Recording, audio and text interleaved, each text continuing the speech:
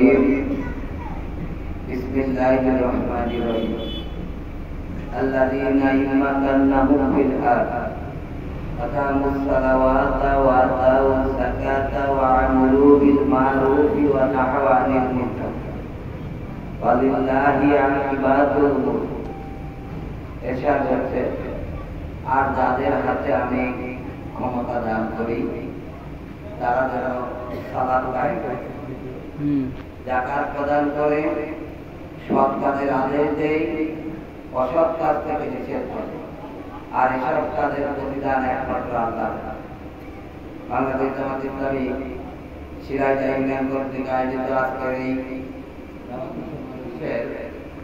সম্মানিত সভাপতি, সিরাজগঞ্জ ইউনিয়নের সম্মানিত আমির, বিশিষ্ট শিক্ষাবিদ জনাব আবু হানি, আজকের অনুষ্ঠানের প্রধান অতিথি কুমারখাল উপজেলা জামাত ইসলামীর সংগ্রামী আমির, বিশিষ্ট শিক্ষাবিদ জনাব আফতাবউদ্দিন, মঞ্চে উপস্থিত আছেন আজকের অনুষ্ঠানের বিশেষ অতিথি কুমারখাল উপজেলা জামাত ইসলামীর সহকারী সেক্রেটারি জনাব আবুল হাসান শমশের, আপনাদের এই সিরাজগঞ্জ কৃতি সন্তান কুমারখাল উপজেলা জামাত ইসলামীর সম্মানিত ওলামা বিভাগের সভাপতি, বিশিষ্ট আলেমে দ্বীন মাওলানা আনিসুর রহমান শহীদ সহ উপজেলা এবং ইউনিয়নের নেতৃবৃন্দ, আমার সামনে বসা সিরাজগঞ্জ ইউনিয়ন জনতার একাংশ, সিরাজগঞ্জ বাজারের ব্যবসায়িক বৃন্দ, দোকানদার ভাইরা, প্রিয় সাংবাদিক ভাইরা, আসসালামু আলাইকুম ওয়া রাহমাতুল্লাহি ওয়া বারাকাতুহু। আপনারা কেমন আছেন? আজকে ভালো লাগছে নাকি? কেন ভালো লাগছে? আল্লাহ পাক রব্বুল আলামিন আমাদের সন্তানদের অনেক রক্তের বিনিময়ে আমাদের এই উন্মুক্ত ভাবে বসে প্রোগ্রাম করার মতো তৌফিক দান করেন, তাই না?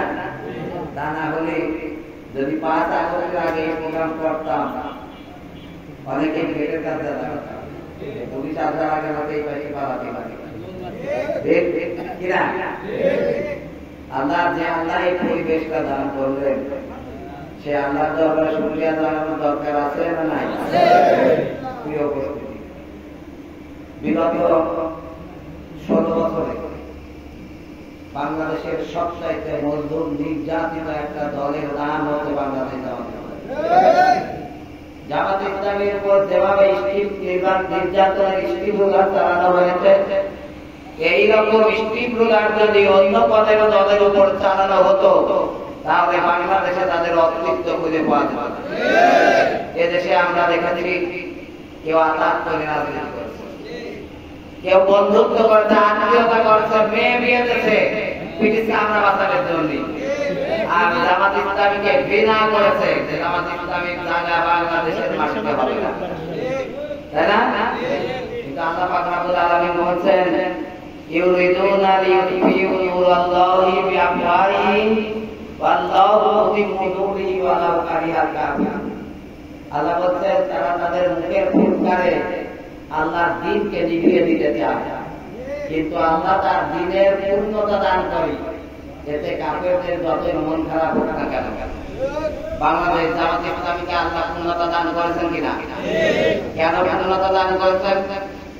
জামাত ইসলামী বাংলাদেশ এই বাংলাদেশের রাজনীতি করেছে, ভরসা করেছে একমাত্র আল্লাহর উপরে। জামাত ইসলামী বাংলাদেশ এই দেশের রাজনীতি করেছে আল্লাহর দ্বীনকে বিজয় করার আন্দোলন।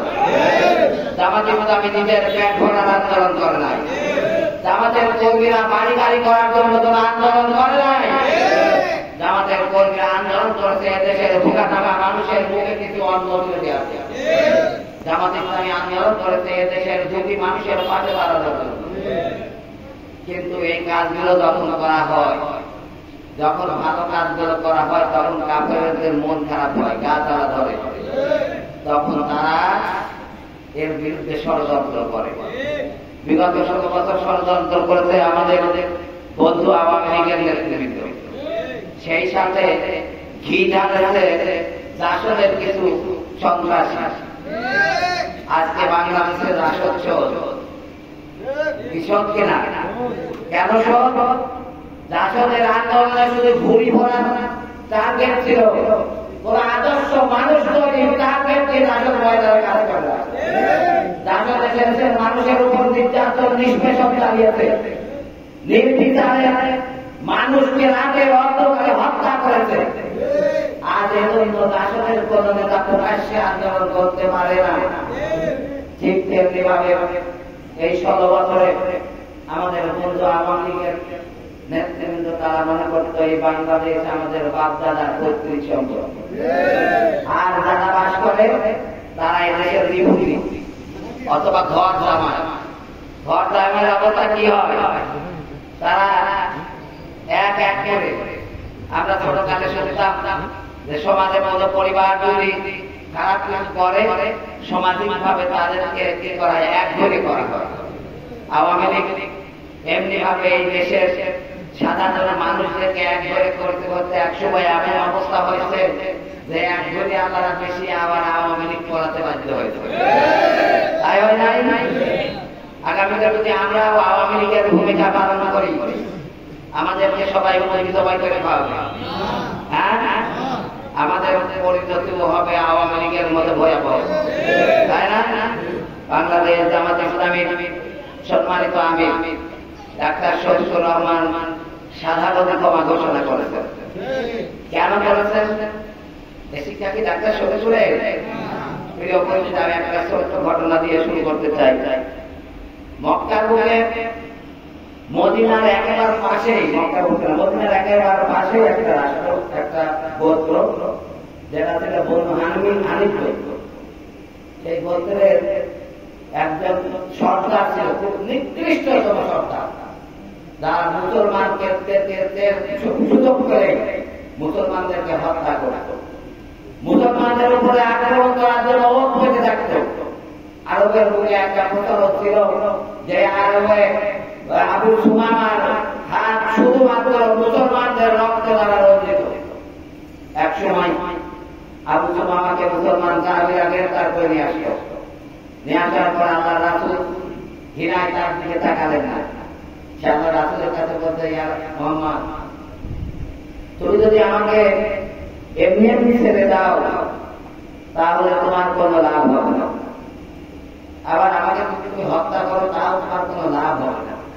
বরং তুমি আমার কাছ থেকে মুক্তিপণ নাও, আমার কাছ থেকে সম্পদ নাও, অর্থ নাও, আমাকে ছেড়ে দাও, আমি সম্পদশালী হয়ে যাবো। আল্লাহ রাসূল রাগে ঘৃণায় তার দিকে তাকালেন না, শুধু সাহাবীদের বললেন, সে একজন গোত্র প্রধান, সে গোত্র প্রধান হিসাবে তার সম্মান রেখে তাকে খাদ্য প্রদান করেন। দ্বিতীয় দিন আল্লাহ রাসূল তার কাছে আসলেন, তৃতীয় দিন রাসূল তার কাছে আসলেন না, চতুর্থ দিনের দিন এসে রাসূল সাহাবীদের বললেন যে আবু সুমামাকে ছেড়ে দাও। অসন্তুষ্ট হয়ে গেল, রাসূল কি করতেছে? আবু সুমামাকে কেন রাসূল ছেড়ে দিতে বলতেছে? এই আবু সুমামা আগুন খারাপ পালি যে লোকজন নিয়ে আসে আবার মদিনা আক্রমণ করবে, মুসলমানদেরকে নাস্তা নাবুদ করে দেবে, সেই আবু সুমামাকে আল্লাহ রাসূল ছেড়ে দিচ্ছে। কিন্তু রাসূলের সামনে কেউ কিছু করতে পারলেন না, রাসূল আবু সুমামাকে ছেড়ে দিলেন। সবাই রাসূলের দরবারে আসে। কিছুক্ষণ পর দেখা গেল আবু সুমামা রাসূলের দরবারের দিকে আসে। সবাই চিন্তা করছে ঘটনা কি, আবু সুমামা কেন দরবারের দিকে আসছে? তখন এসে আবু সুমামা বলতে, ইয়া রাসূল, আগে বলছে হে মুহাম্মদ, এবার এসে বলছে ইয়া রাসূলুল্লাহ, আপনি আমাকে ইসলামে দীক্ষিত করে। বলতে তুমি যে চলে গেলে, বলছে আমি অপবিত্র ছিলাম, আমার হাত মুসলমানদের রক্তে রঞ্জিত ছিল, আমি এর জন্য পাশের ঝর্ণা থেকে গোসল করে নিজেকে পবিত্র করে এনে আমি মহাপবিত্র ইসলামে নিজেকে দীক্ষিত করতে এসেছি। আল্লাহ রাসূল যদি আবু সুমামাকে ছেড়ে না দিতেন, তাকে সে ইসলামের আদর্শ বুঝতে পারতেন? আল্লাহ আমাদের আমিরের জামাত সেই রাসূলের তো অনুসারী নাকি? রাসূল আমিরের জামাত আমাদের দেশের যারা অপরাধ করেছে, যারা আওয়ামী লীগ করছে তাদেরকে ক্ষমা করে দিয়েছে। কিন্তু একটা কথা উনি বলছেন, যারা জুলুমকারী, যারা মানুষের সম্পদ অন্যায়ভাবে লুণ্ঠনকারী, যারা মানুষকে উচ্ছেদ করেছে, এরকম মানুষদেরকে ক্ষমা আল্লাহ রাসূল করে নাই। ওই রকম মানুষদের যদি কেউ আইনগতভাবে বিচার করে, জামাত ইসলামী তাদের সহযোগিতা করবে। কিন্তু কারোর বাড়ি ভাঙা হবে, কারুর বাড়ি লুটপাট করা হবে, কাউকে উচ্ছেদ করে দেওয়া হবে, কারুর চাঁদা ধরা হবে, এই আদর্শ জামাত ইসলামী পালন করে না। প্রিয় দেশবাসী, এই ক্ষমা করাটাও আমাদের দেশের অনেকেরই অপছন্দনীয়। যখন দেখবেন পাশের কেউ ভালো বাড়ি করতেছে আর একজনের হিংসে বাড়ি, তখন তাই একটা আইন ফেলার চেষ্টা করে, মনে করে একটু বাধা বুঝো দিলে বিল্ডিংটা যাতে তা হয়। আমাদের আশেপাশে এরকম খেলাটাই শুরু হয়ে গেছে। জনগণ বিভিন্ন জায়গায় বিভিন্ন জায়গায় জামাত ইসলামের আদর্শ নিয়ে কথা বলতেছে। যখন এই আদর্শ নিয়ে কথা বলতেছে তখন আমাদের কিছু বন্ধু তাদের গায়ে দাঁড়া ধরতেছে, এরকম ধরতেছে না? আমরা সেই বন্ধুদের বলতে চাই, জামাত ইসলামীর আন্দোলন, জামাত ইসলামীর সংগ্রাম কোন দলের বিরুদ্ধে বিরোধিতা করার জন্য জামাত ইসলামী প্রতিষ্ঠিত হয় নাই। জামাত ইসলামীর বিষয় হচ্ছে মানবতার সেবা করা, দেশ পরিচালনা যোগ্যতার সাথে দেশ পরিচালনা করা এবং এই সকল কিছুর মাধ্যমে মহান আল্লাহর সন্তুষ্টি অর্জন করা। এজন্য জামাত ইসলামী কারুর বাড়ি ভাঙা, কারুর প্রতিহিংসা করা, কাউকে উচ্ছেদ করার রাজনীতি করে না। আমি বন্ধুদের বলতে চাই, জামাত ইসলামী এই দেশে আল্লাহর দ্বীনকে বিজয় করতে চায়। জামাত ইসলামী এই দেশে একটা কল্যাণকর রাষ্ট্র বানাতে চায়। যারা এই দেশে জনগণের সম্পদ লুণ্ঠন করে, যারা জনগণের সম্পদ অন্যায়ভাবে ব্যবহার করে, তাদেরকে উচ্ছেদ করে যারা ন্যায় নিষ্ঠাবান ইনসাফ কায়েম করে তাদেরকে রাষ্ট্র ক্ষমতায় আনার টার্গেট জামাত ইসলামী। এখন যারা চাঁদাবাজি করে, যারা জমি বিক্রি করে, যারা জনগণের কার্ড বিক্রি করে, আমরা যদি আন্দোলন হয় কার্ড বিক্রি করা যাবে না, তারা আমাদের প্রতি খুশি হবে না, তারা আমাদের প্রতি অখুশি হবে। এজন্য খুশি হতে পারতেছে না আমাদের অনেক বন্ধুরা। প্রিয় উপস্থিতি, আমরা কোন কষ্টের সাথে সাথে জিনিসটা লক্ষ্য করতেছি। আমরা 5 আগস্টের পরে ভেবেছিলাম আমরা একটা পরিবর্তন আনতে পেরেছি। আগামী বিগত 16 বছরের পরে আগামীতে হয়তো এরকম পরিবেশ আর হবে না।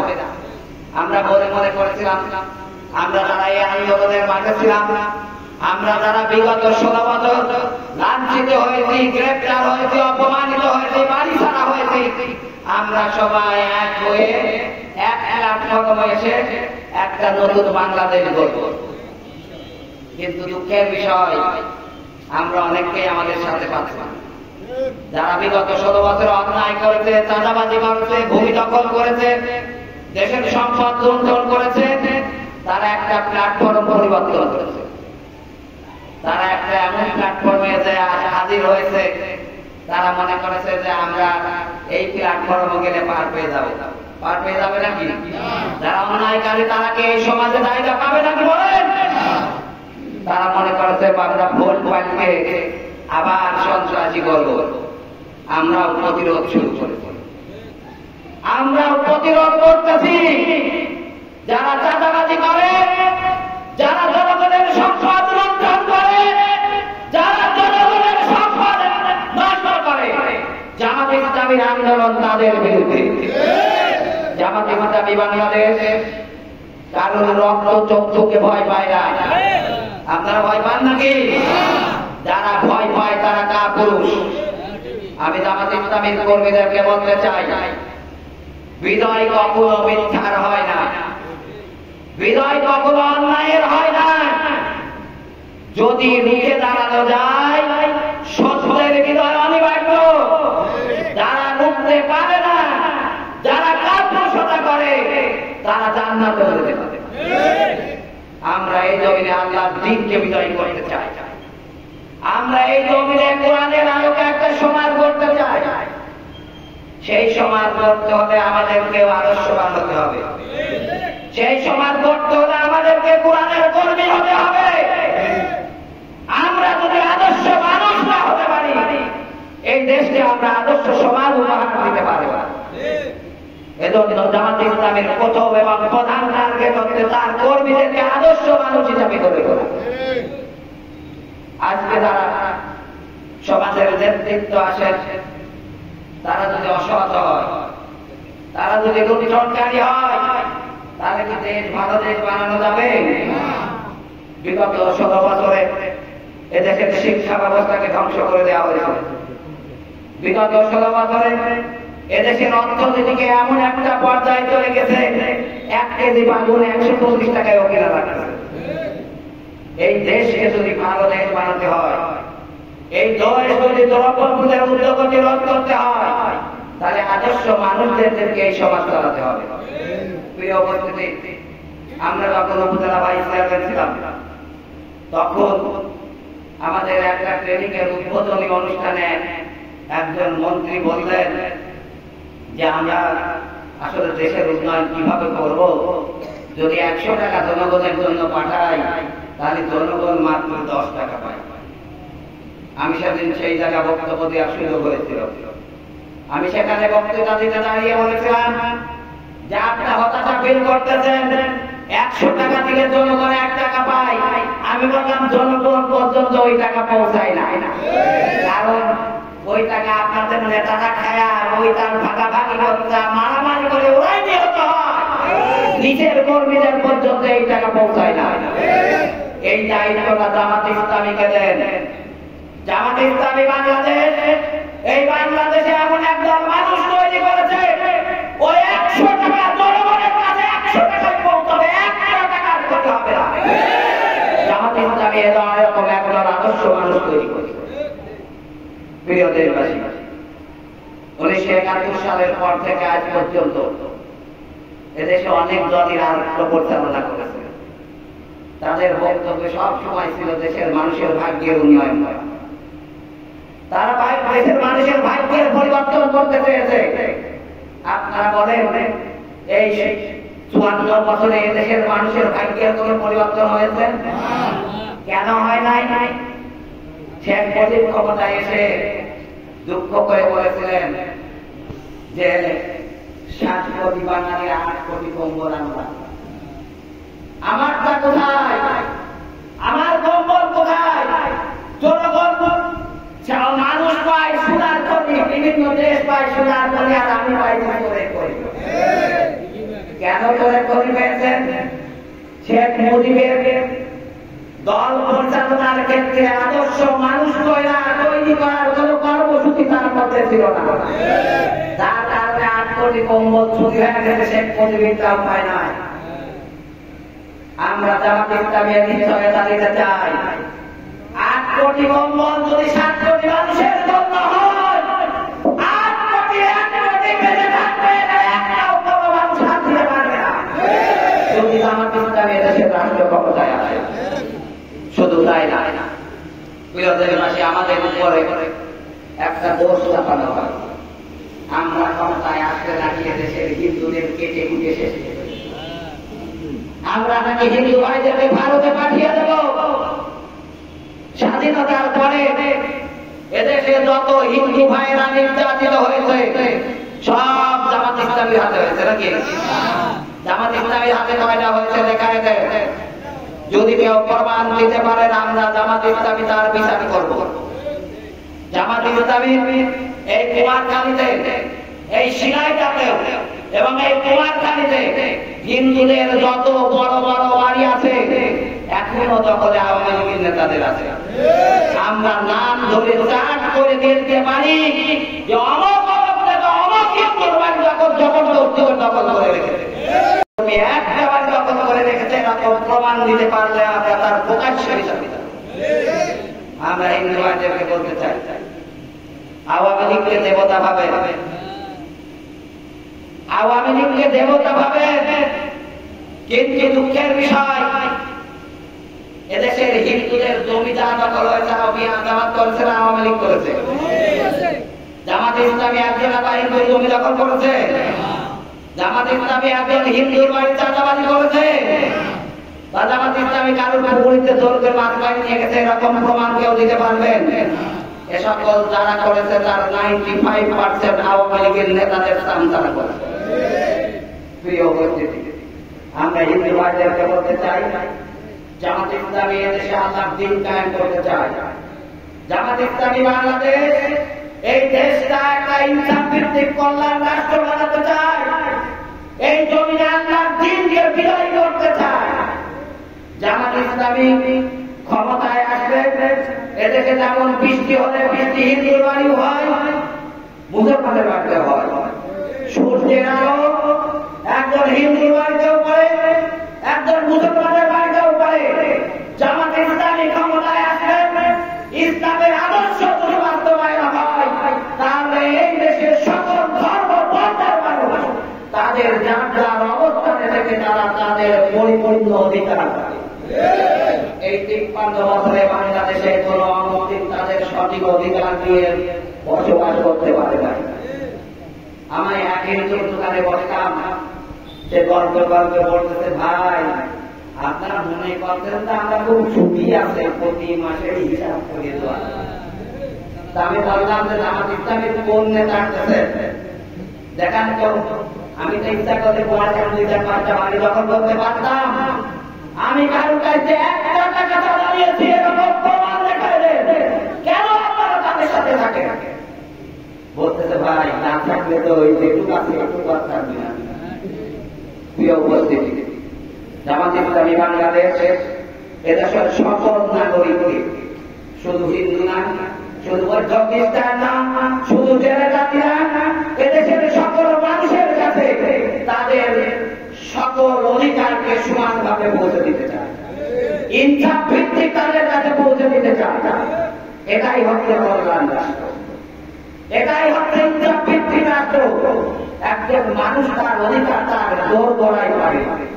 আজকাল বাংলাদেশের 1 কেজি সেবই নিয়ে মারামারি হয়, একটা জাকাতের কাপড় দেওয়ার জন্য মানুষ গুলো হয়।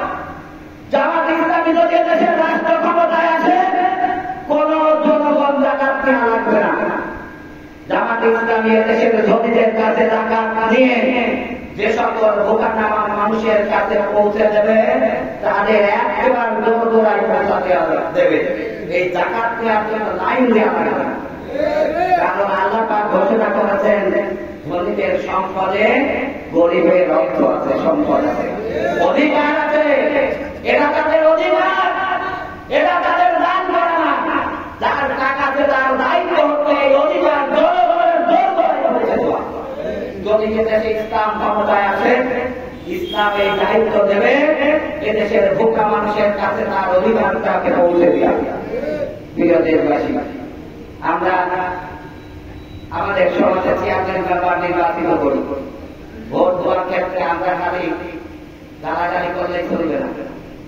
ভোট দেওয়ার ক্ষেত্রে আমরা চিন্তা ভাবনা করি না 500 টাকা দিয়ে একটা ভোট বিক্রি করি। আছে না এরকম সমাজে? 500 টাকায় একটা ভোট বিক্রি হয়, পরে যখন ভাতার কার্ড আছে তখন বিক্রি হয় 5 থেকে 10,000 টাকা। 500 টাকায় ভোট কিনে বেঁচে ইলিশ মাছ খান, আর যখন ভাতার কার্ড আসে স্যান্ডেল কয়েক জোড়া খরচ হয়, আরো 5-7 থেকে 10,000 টাকা দিয়ে একটা ভাতার কার্ড কিনতে হবে। তাহলে লাভ আপনার হলো না মেম্বারের হলো? যদি আপনারা ভাতার কার্ড বেঁচে সেই রকম লোককে ভোট দিয়ে নির্বাচিত করেন, কার্ড আপনাকে কেন না আমি কেন নাকি বলেন? এজন্য জনগণকে আমরা আহ্বান জানাতে চাই, নিজে ভালো থাকতে হলে এদেশের যারা পাওয়ারে আছে তাদেরও ভালো মানুষ বসাতে হবে। আপনি একজন চোর, একজন লুটেরাকে ক্ষমতায় দেবেন, আর আপনি মনে করবেন আমি একটা কাজ ঘরে বসে পাবো, এই কাজটাও সময় হতে পারে না। কারণ ওই সকল দলের কর্মসূচিতে আদর্শ মানুষ, আমার মানুষ তৈরি করার কোন পরিকল্পনা তাদের মধ্যে নাই। জামাত ইসলামী পরিকল্পিত ভাবে এদেশে একদল মানুষ তৈরি করে তাদের হাতে রাষ্ট্রের ক্ষমতা দিতে চায়। যারা জনগণের 1 টাকা লুণ্ঠন করলে সে মনে করবে আমার সমস্ত দেহের সমস্ত রক্ত হারাম হয়ে গেছে। তারা মনে করবে কিয়ামতের ময়দানে 1 পয়সার জন্য আমাকে জবাবদিহি করতে হবে। জামাত ইসলামী এরকম একদল মানুষ তৈরি করেছে, তারপরেই তাদের দিয়ে নির্বাচন করে। আপনারা জানেন আমাদের সাবেক আমিরে জামাত আল্লামা মাওলানা মতিউর রহমান নিজামী সাহেব যখন ক্যাপ্টেন সরকার আসার হুমায়ুনের ফখরুদ্দিনের সরকার আসলো, যখন তাকে গ্রেফতার করতে দেওয়া হলো, তৎকালীন সাংবাদিক সম্মেলন করেছিলেন, আমি মতিউর রহমান নিজামী, আমি 2টা মন্ত্রণালয়ের দায়িত্ব পালন করেছি, আমি জামাত ইসলামী বাংলাদেশের আমার এই 2টা মন্ত্রণালয়ে কেউ যদি 1 টাকার দুর্নীতি ধরাই দিতে পারে, আমি জামাত ইসলামী ত্যাগ করব। বাংলাদেশের কোন সাংবাদিকের সাহস হয় না তার প্রমাণ করে দেওয়া।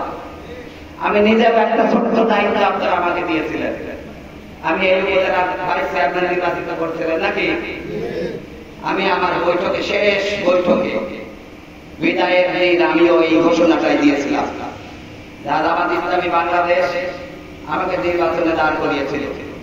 এদেশের জনগণ আমাকে ভোট দিয়ে আমার এই রাষ্ট্র ক্ষমতার একটা অংশে আমাকে বসিয়েছে।